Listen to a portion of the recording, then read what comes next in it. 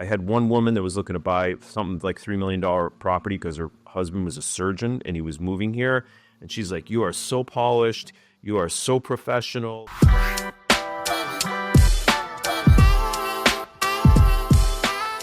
Staying the course. That's the thought that I had when we were talking about putting this pod together is not giving up on your marketing, on your dream to be successful in real estate. And that's one story that we both had that you finally just had recently, Alex, and I've got one too. And we'll try to tie both of them together to see, or not to see, but to convince people that it actually works and that this may very well be what gets you to the next level in terms of your marketing. So let's kick this off with a strategy that you and I, most of the time we talk about, kind of maybe a little bit of a broader strategy or thought process. But today I want to talk about something that recently happened to you well, you tell me the story. I mean, what did it do for you when you realized that video content was actually starting to pay off? Yeah. So I guess this is kind of quasi the YouTube story.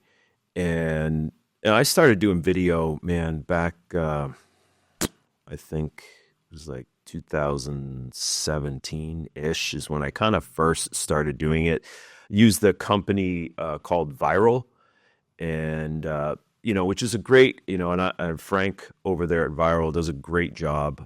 He's a good staff. So if anybody out there is thinking about doing YouTube, rather than kind of taking it on yourself, or trying to find editors on Fiverr or any of that kind of thing, I would just, rather than kind of wait for the end for this, magic program, I would say go to Frank over at Viral, Vyral. Hey, say Alex sent you.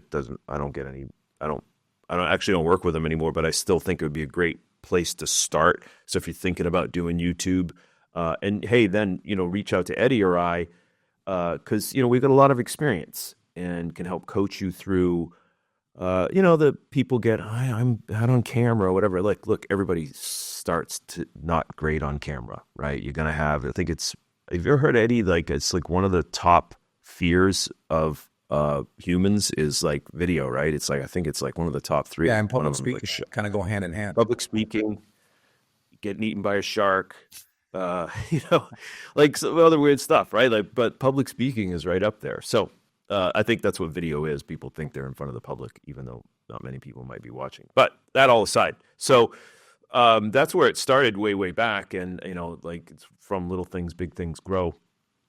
So I started doing YouTube content. This is funny, man, because like there's so many masterminds and programs, and people will say, "Hey, if you do this, then this." It's like not always, and when that doesn't happen, or maybe you have can have kind of maybe some expectations that things will happen a little faster than what you thought they would. So there's two things I'm going to talk about here in this story. I guess the first one is look at YouTube or video content marketing as kind of first and foremost as a branding approach. And you're really good with this, Eddie. You help different companies with kind of that branding approach. And you do want to create inbound calls, like attraction-based marketing. Look at a great book on that is Expert Secrets by Russell Brunson, to give you an idea about attraction-based marketing. And that's really what YouTube is. So my YouTube story, so I had 128 YouTube videos on the channel. And we would send them out to the database, so we can also help you with that. Eddie can help you with that. I can help you with that. So again, that's that branding piece, like branding you as an expert, or knowing a certain niche or so forth, which I will go a little bit into the second part of my story, I think. So anyways, starting during I think we can say COVID now and not get deplatformed. But anyways, editor, like give us the okay on that. But anyways, so I kind of started during the big C, I guess.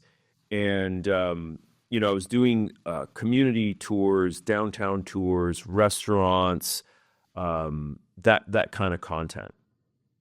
And I literally was doing it. And there was some mistakes that I made, so I don't want to get super granular into that right now, that like really kind of screwed some things up. So again, if you want some more tactical, like don't do this, I don't want to kind of get into that right now, but I do want to get into, like, to your point about just sticking with it, right? There's just so much to be said. And I was like, oh my God, we stuck with it.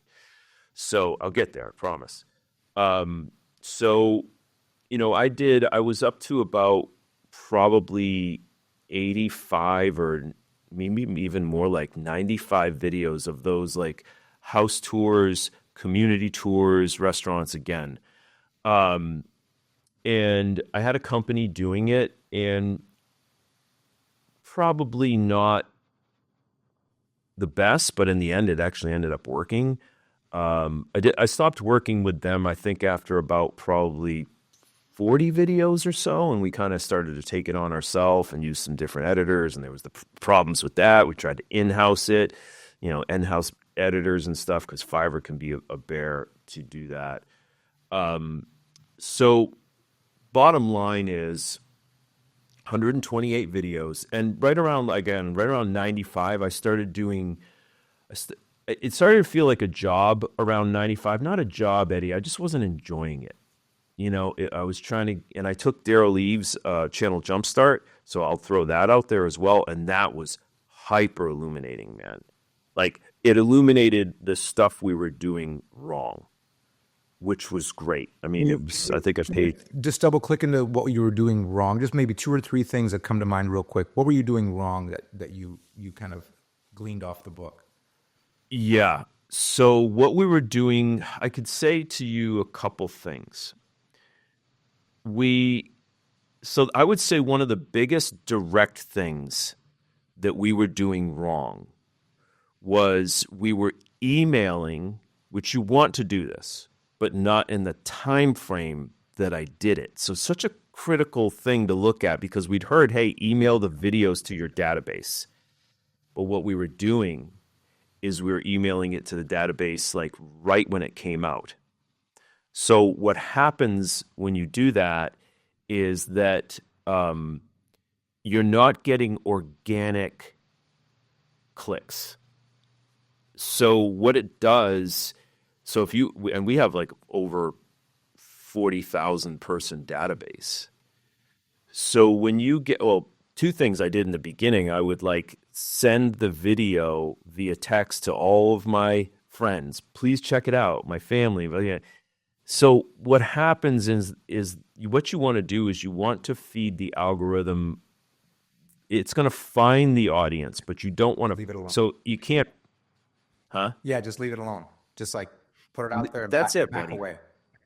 Back away. Well, yeah, don't put it onto Facebook. Yeah, you can do clips and stuff like that and put those onto Facebook, and you do a great job with that, Eddie, with like, creating reels and stuff like that and shorts. But you don't want to send it out to the database the day that it goes live, because it confuses the algorithm.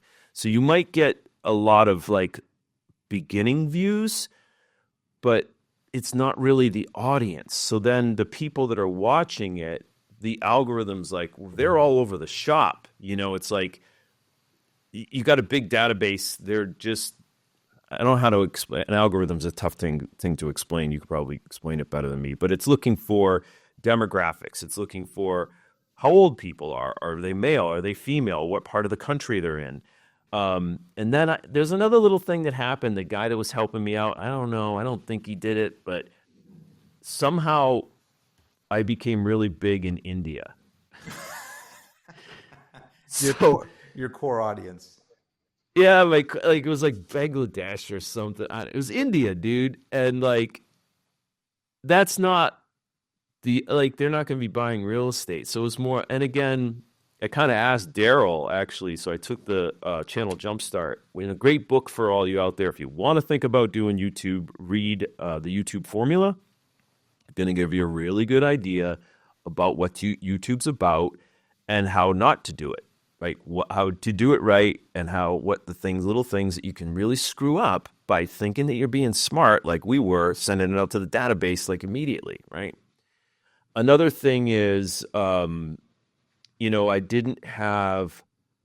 didn't really have, if you're going to do a video, I think there can be some spontaneity, but there's also got to be a little bit of structure to it. Like, what's the intro? What's the outro? If you can at all, create a story arc, little stuff like that. Um, so I would say, that biggest thing was emailing out to the database was just dumb. We didn't know, so we're not stupid. It was a dumb move because we didn't really think it through, and we didn't have a good. The guy that was showing it to us how to do all this stuff, he didn't really know much about the other side of the marketing, and he was saying like put it out to YouTube and da da da. And it's like, I mean, to Facebook, and you don't want to do that, not at the beginning at least. So, there's other stuff I think that we did a little bit wrong. But I think that if you go and read the YouTube formula, and if you do really want to really invest in your business, and you want to do YouTube, the channel Jumpstart with Daryl Eves is tip top. I mean, Mr. Beast wrote the intro, of like how great Daryl is like one of the top 5 guys that understands YouTube, been in it since 2006. So, Yeah, I think. anyways, kind of how. I think that I'm sorry, but I think that what people need to understand about YouTube is that its entire goal is to keep you on the platform, like all the platforms are, like all the social platforms are, right? Yeah. The longer they can keep you on their platform, whether it's to watch a long form content or just consume several pieces of content that are on YouTube, the more they can feed you ads, right? You as a consumer, you as a viewer, and that's how they make money. So regardless of what your content is about, if it's keeping you the eyeballs on the screen, then they have a better opportunity to sell you stuff, right? And so what does that mean then for us as content creators is that we have to get very good about keeping people. Then it's our job to keep people on platform and keep them engaged in our content. Now, for us as individuals, we want them to be engaged in our content so that they know who we are. They learn what we're about. What do we sell, if anything? What interests do we share with the viewer that the viewer would find interesting and want to continue watching, potentially subscribe and follow? And so that's how that partnership really works at its core. And so, that's why these books exist, right? Because there are secrets. There are YouTube secrets. There are do's and don'ts that are so important. Some of them I know for most people, a lot of it comes from just doing. And a lot of it, yes, there are some great tactical, practical things like you learned not to post it outside of YouTube right away, right? Because it's going to screw up how YouTube figures out who this video is best for. And so, once you get past that, you're right. Once you have more of an established audience, YouTube already knows who to serve it up to, right? So it doesn't have to hunt for it as much. And then you can start to be a little bit more casual with kind of where you repost or who you send it to. But at the beginning, sending it to your mom or your uncle in Tennessee who have no interest, that's not who your target audience is. So you're going to kind of screw things up in the beginning. So that's a great lesson. Yeah. Who did you, at what point did you consciously decide? Because this is one of the things that I always teach when it comes to, starting a YouTube channel is how and when did you decide who your avatar was? And some people use their audience, who your target audience is, who are you speaking to? Clearly we're in real estate, you more than I in terms of, the sales part, but who were you trying to reach? When did you have that conversation or when that priority became top of mind for you? I love that you brought that up because in the beginning, the coach or the people that was helping me edit and kind of like work me through the first parts of it didn't really have that concept in mind. So I love that you even bring that in right here. So hopefully, in this video right here, I mean, you're learning a couple of things that are kind of critical, like not critical, but like just going to make things work better. It's funny, man, because I would say that I never really, really thought about that until after Daryl, the course Channel Jumpstart. I started like we started looking at the demographics and was like, okay, it's kind of like it was more like I think our audience is like 45 and above, kind of like you and I, Eddie, right? Like, so I guess maybe it's some gray hair. Like I'm not a younger guy, so it's some older people. Like, and I was also dressed. Here's the other thing. I went through this whole phase, which was a great phase for me, and I do still, dress in business attire, but I went like all out, man, because I wanted to.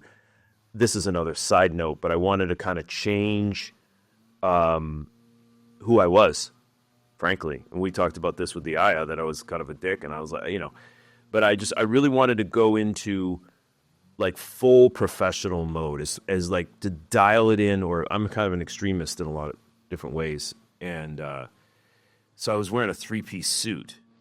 And like in the summertime in Florida, which is kind of incongruent with what the Florida lifestyle is. I don't know how you did it. Was congruent. It was congruent with who I wanted to like dial myself into being, which did attract this end of this story kind of someone that like the 3-piece suit didn't throw it off. But I do think I just kind of was, I think, again, like I'm in Florida. Like people think about coming to Florida. Now I did get people that came through from YouTube that were like doctors. I had one woman that was looking to buy something like $3 million property because her husband was a surgeon and he was moving here. And she's like, you are so polished. You are so professional. So that avatar was kind of that person. It worked. A really high, like professional person, right? Doctor. So I didn't really think about that until later, Eddie. And then I started kind of, that's where I really made the big pivot, bro, where I pivoted the channel to doing what I really enjoy doing. And that's something that I would love for the audience to get. Like, don't do video on what you think other people will like. If you like doing home tours, do home tours, because it's going to come through as authentic that you love doing home tours. If you love your area and you're like, I like showing the restaurants and I like showing that, then do that. But don't do what you think is the thing that the audience is going to like, because that was kind of the trap that I started to get into, which I did get into a little bit with Channel Jumpstart. I was like, oh, I got to create a story. And, I was like, it's a story arc, right? There's the hook. There's the, I'm going to already kind of forget it here. The engagement, and then a re-engagement, and then a climax, and then like, what is the goosh in the end? Like, but Daryl's, his story arc, which can be deployed into real estate. So if you're like, hey, I want to create a little show here, and there's going to be the climax of the show, it's like, well, you got to think of a script there. You're not going to be able to just off the cuff.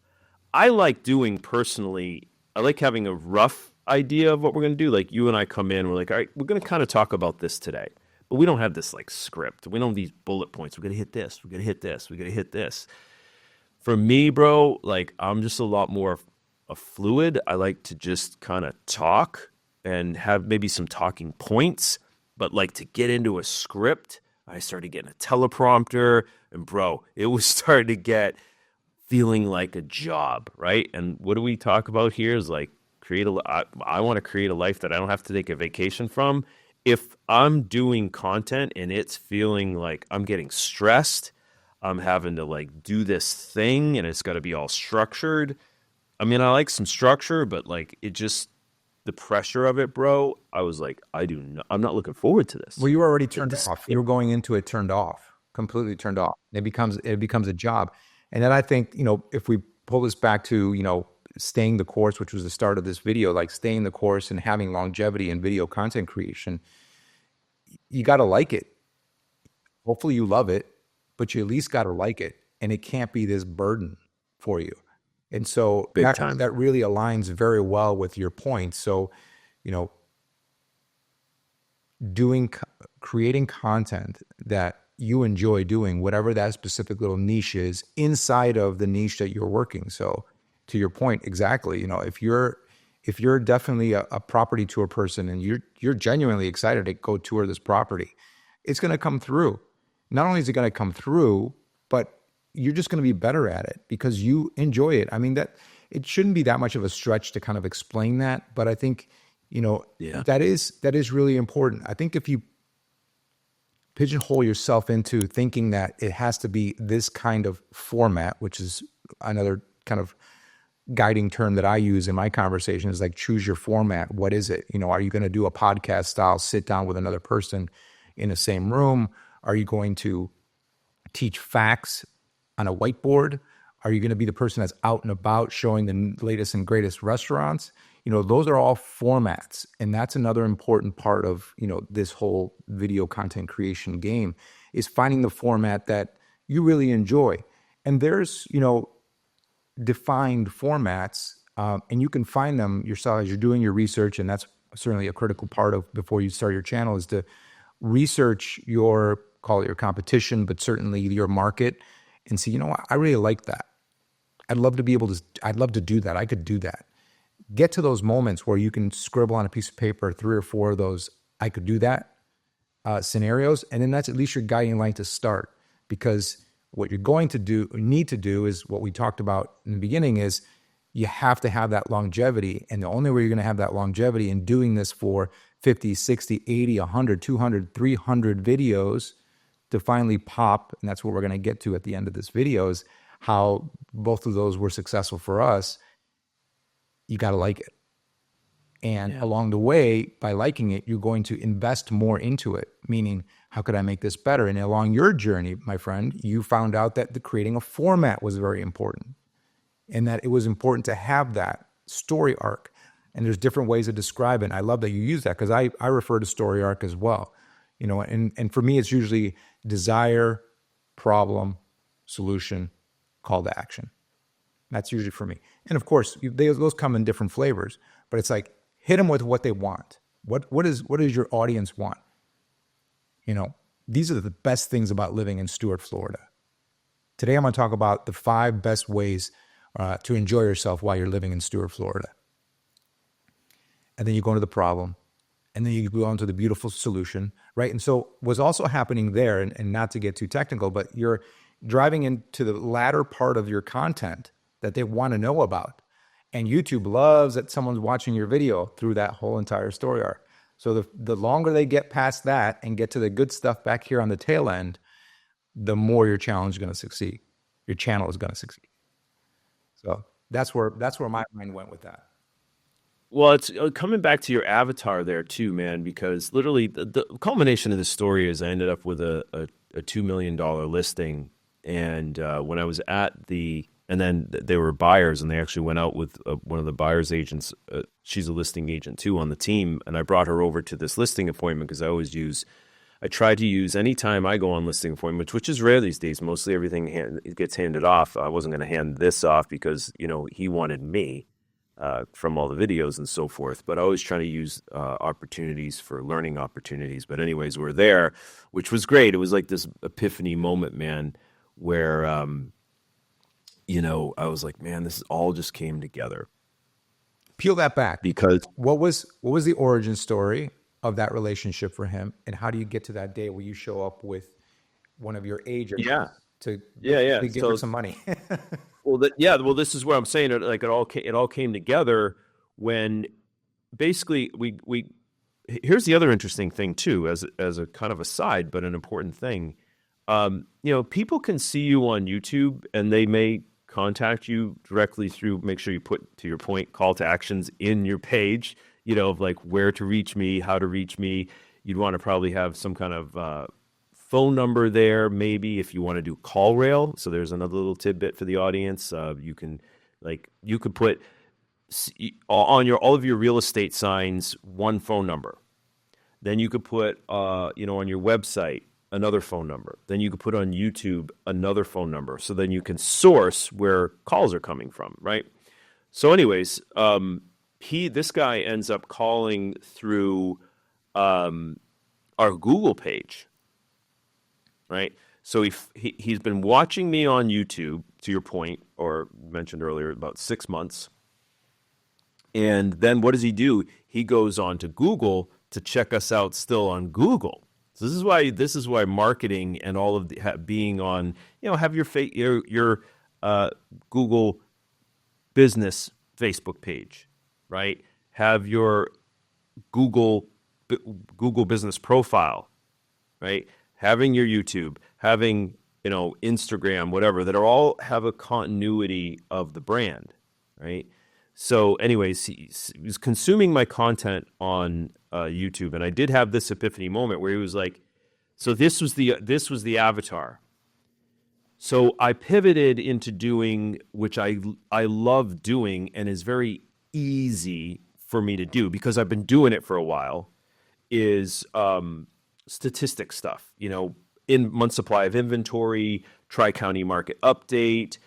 This is what's going on with the condo market, right? I love looking at numbers. I think they're very, very important. It's part of what I teach to the team about, like, when you come to a, a listing appointment, like, you've got to have a good idea on what value is and also what inventory is, right? So this stuff comes a little bit second nature to me because I've been doing it since I started doing market stuff back in 2017, right?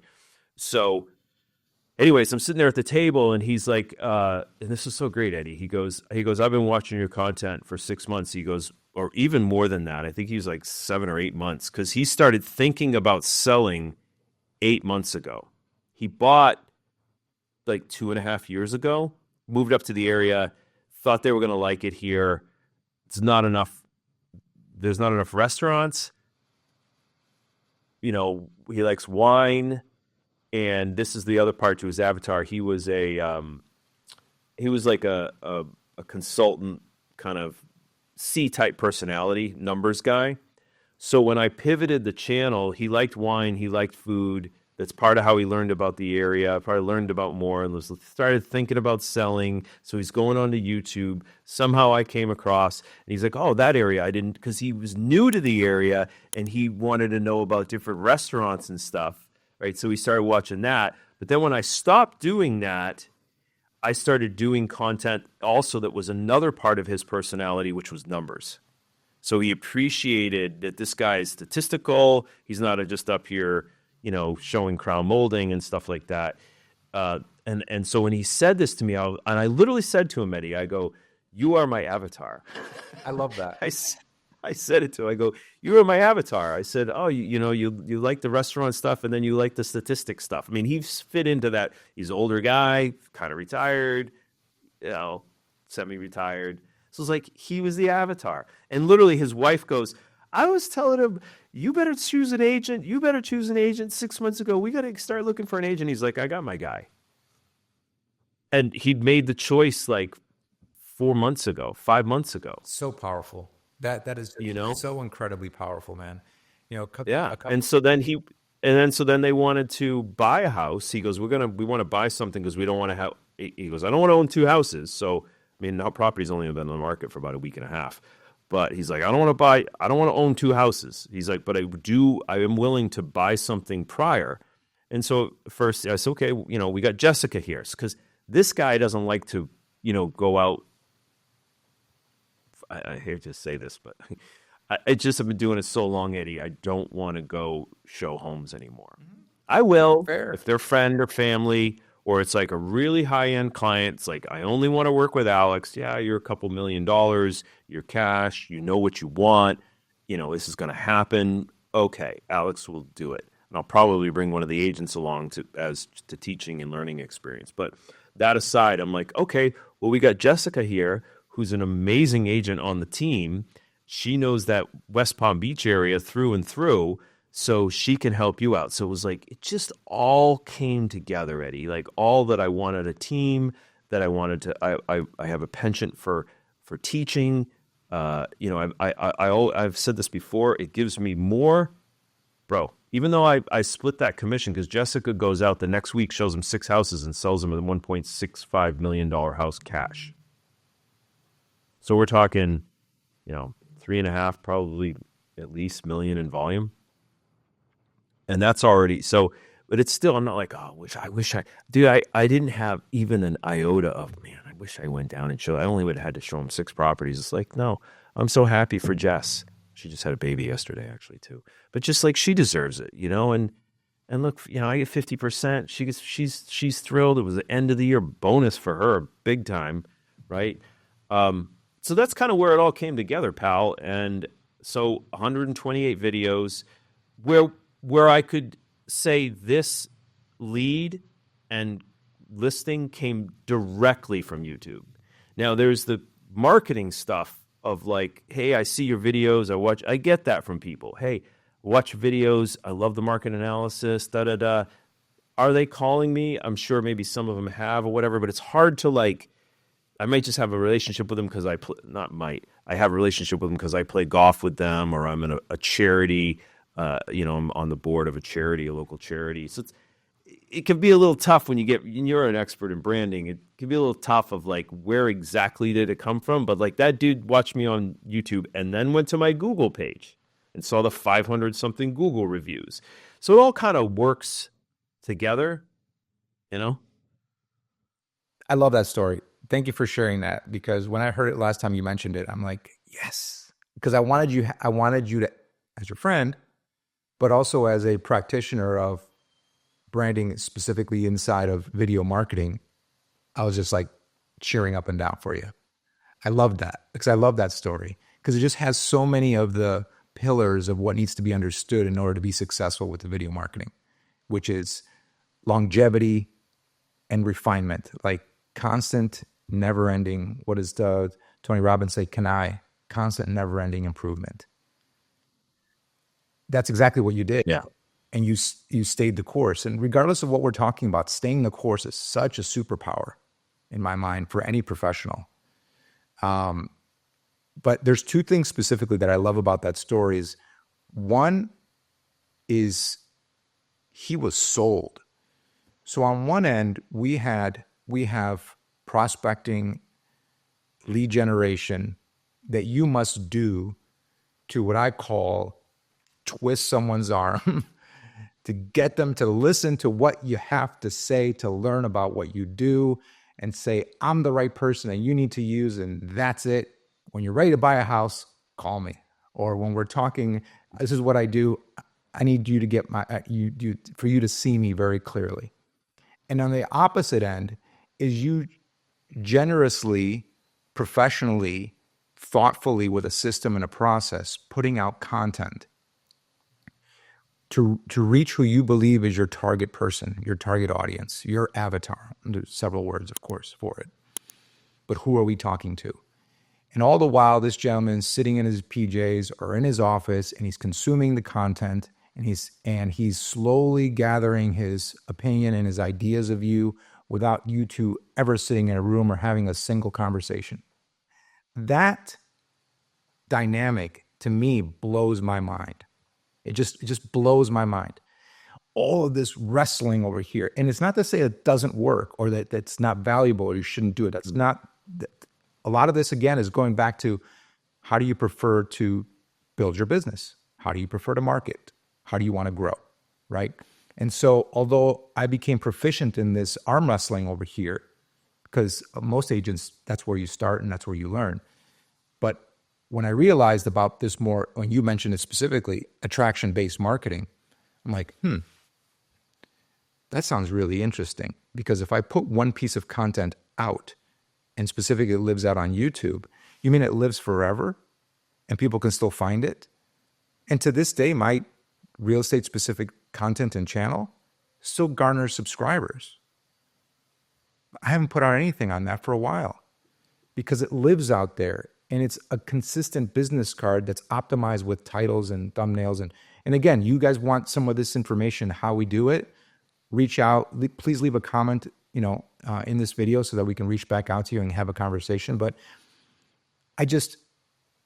that was everything to me. And the fact that he was already sold on you should have been this huge pat on the shoulder for you and pat on the back, because it's like, wow, I did it once and I attracted the person I wanted and I transacted into a sale. And the second part of that was really telling for me is, you were describing and talking to a specific avatar, one particular person, and you described them. professional, older, et cetera, right? So there is a persona there. And what I would say to somebody is, because a lot of people I know, when I describe that concept, they're like, well, I don't want to pigeonhole myself. I want to attract more people. But then I say to them is, how many people do you really need to attract? And that's when I get really granular. And I know you probably appreciate this, right? Because you're also very much a numbers guy and data guy. It's like, let's reel that back. All right, Jane or Jim, how many transactions a year would make you extremely happy? What GCI are you after? And then reverse engineers to how many transactions that might be in your particular market. Well, I would need to sell between 20 to 25 homes. Okay, great. You don't think there's 20 or 25 people that match the same persona that Alex reached? Or a housewife that lives in Oklahoma that's looking to move closer to her family in Florida? Or the first timers that are coming, they're tired of the cold, they just got married and are looking to move to Florida, the sunshine? That's another avatar. I mean, the avatars are almost endless. And you don't think you can peel off 20 or 25 people by way of carefully crafted content online? Of course you can. So, I mean, when you marry all those things together, it's just like that. I don't need 1,000 people. You may want 100 people to watch your video. Okay, fine. But if you don't think you can get to 20 or 25 sales by properly executed video content, you would be incorrect. Yeah, it's interesting, buddy, because you talk about granular, and that's another thing that Channel Jumpstart taught us, looking at like analytics and retention. And when we pivoted the channel, because it was starting to feel like a job and I wasn't liking what I was doing. And I was like, I just want to do what I love to do, which are the numbers. And I have a great database and I think it's valuable content. So when we did that, bro, like our views went like down. So when you're measuring, to your point, when you're measuring, it's all about likes and it's all about, those help. I mean, looking at your likes and your views, like, yeah, but they can end up being like this vanity metric, so you start comparing, especially if you're first starting and you start comparing it to other channels and you're like, I only got, to your point, I only got, 50 subscribers, and 10 of them are my family. Well, hey, your family is your sphere, and they're thinking about you when somebody brings up real estate in the locker room or in their knitting class or whatever. But, our views started going down, but what went up is retention, average view duration, AVD.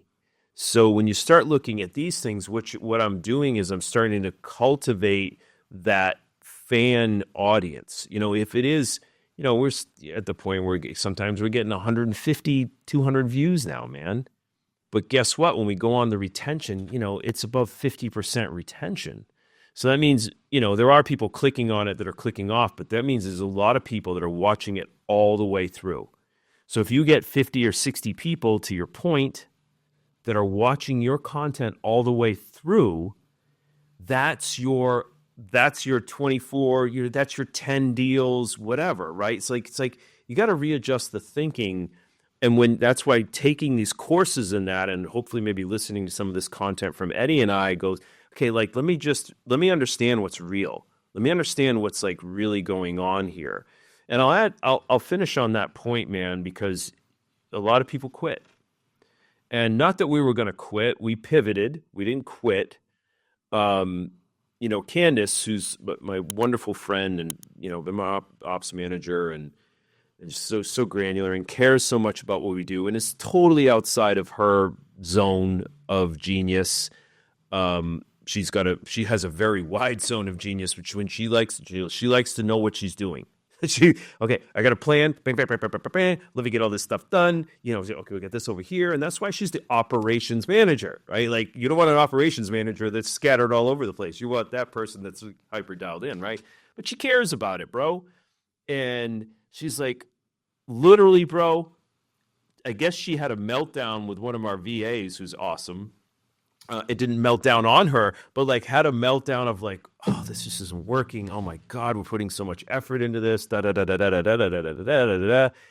And then the next day, it's like that's always darkest before the dawn. Or if you're digging for diamonds, like it's that one more shovel that diamond could be just below the ground. Like you've got to just keep going. But it was such a validating thing, and it was so wonderful for how much work she and I have put into it. Where I was like, Candace, it worked. $2 million listing, Jess just taking these people out, and it was just like, she's like, oh my God. It just made her feel so good. It was validating, but dude, that's it's 52. Every week we did one. So 128, 50, dude, that's 2.5 years of a video a week. That's a lot I'm pretty proud of ourselves for doing that. Again, it wasn't, some of it was pulling teeth. And dude, even the stuff that I like doing, sometimes it's like, okay, the keywords and, what's going on, and let's change the title. And, recently you want to think about your content in buckets and all that kind of stuff. I don't want to get hyper granular with it, but we can, if somebody out there wants to know, like, hey, what's a bucket? What's a story arc? Do keywords matter? Sending it out to the database, creating your database. What services do you use to send it to your database? We got a great new one. But anyways, I just wanted to kind of finish on that point, man. Like if you're going to start YouTube, if you're going to do it, like just know that it's a long play. And it might happen faster for you, especially if you do really authentic to you content. Like, so don't be thinking, hey, I need to dress this way. It's like, dress how you would if you were going to go out and show homes. And if that's in a polo shirt, and if you're in the Keys, like it's probably a Tommy Bahama like flower shirt and flip flops. Then go out like that. Go out how you are, because people are going to be attracted to who you are. And when you're authentic, it's the highest form of human expression is authenticity. And it comes through. It comes through. And hopefully what we've shared with you guys all today it comes through to you and kind of gives you a glimpse as to some of these tactical items and certainly motivation to continue on if you're on a YouTube journey right now or a video content creation journey right now. And I really love this conversation because I think it serves a lot of people as they're maybe getting started or they're early on in their journey. Certainly you and I can talk about our experience a little, even more. And there's a lot to talk about inside this video content strategy. But I think, if anybody has questions or experiences they've had, please leave them in the comments so that Alex and I can get to them, answer your questions, and maybe even get on a call and chat if that's helpful for you as well. So we'll definitely, I'd love to be able to double click into these conversations a little bit more further, Alex, in future conversations, because I think there's a lot more that we can share. But I think this was a really good start in terms of kind of, who we're trying to get with this video and where they are in their video content journey. But thanks for sharing that, man. I think when I heard that story, I'm like, oh, we got to get that. We got to record that because it's such a inspirational and refueling of, if you're on the journey currently right now for video content, and especially on YouTube, it's such a reminder that you got to stay the course. All right. So all that to say, of course, is that if you're going to create or go on this journey, or if you're already in the middle of this journey and you have questions about YouTube or, your video content creation journey, drop us a message, leave us a comment, and we'll certainly include it for a next video to talk about, because there's just so much to talk about. And there's so many lessons over, how many videos did you do, you said? 128. So we know that there's a lot of lessons in that. And until next time, right? Yeah. You make a great point, man. There's a lot of lessons in that. So reach out to us, because we have we have over 40 years of collective mistakes and that we can help you not make. The Relevant Podcast is all about, and we'll see you all on the next one. See ya.